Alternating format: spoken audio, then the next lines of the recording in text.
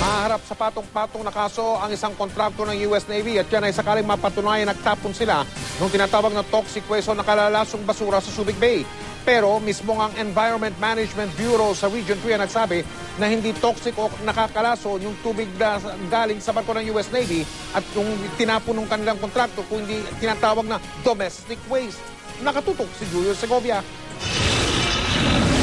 Isang special board meeting ay pinatawag ng SBMA kasama ang mga department head ng ahensya. Muling gingit ng pamunuan ng SBMA.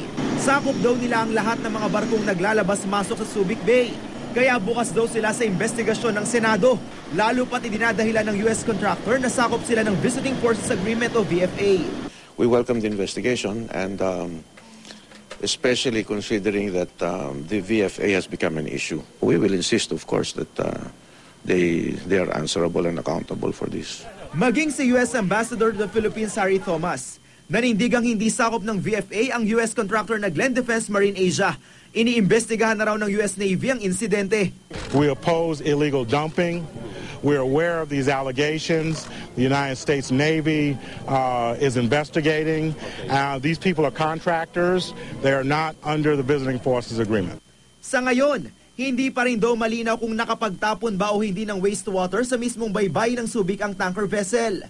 Noong October 15, mismong araw na nakita ang wastewater na lula ng MT Glen Guardian. Agad din daw nakalabas ng Subic Bay ang naturang tanker vessel nang walang paalam mula sa Seaport Department ng SBMA. Hindi pwede yung papasok yung ship sa SBMA katapos na walang paalam. They're the ones claiming that they were not notified daw. So I have to look at the record. We will, of course, impose the necessary sanctions. No?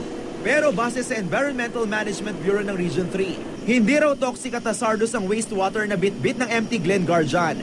Ang tanker vessel na pag-aari ng Glen Defense Marine Asia na kinontrata ng US Navy para magserbisyo sa mga barkong pandigma ng Amerika dito sa Pilipinas. Lumalabas sa septage o domestic waste lang daw ang tubig. Pero kahit pa raw, dapat daw sumailalim pa rin ito sa biological treatment bago itapon sa dagat. According to the representative of the Ecology Center, septage ito, domestic waste. It's not a hazardous or toxic waste which they have tested.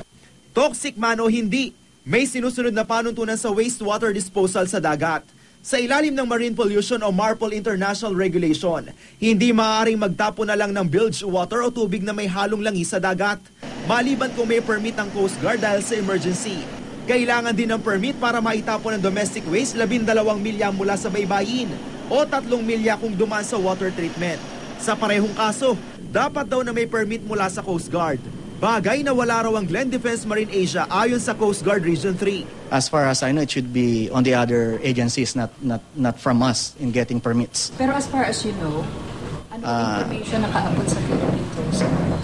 I don't think so na they have. It could be cancellation of licenses. It could be penalties, monetary fines, depending on the gravity of the offense. Julio Segovia, nakatutok, 24 Oras.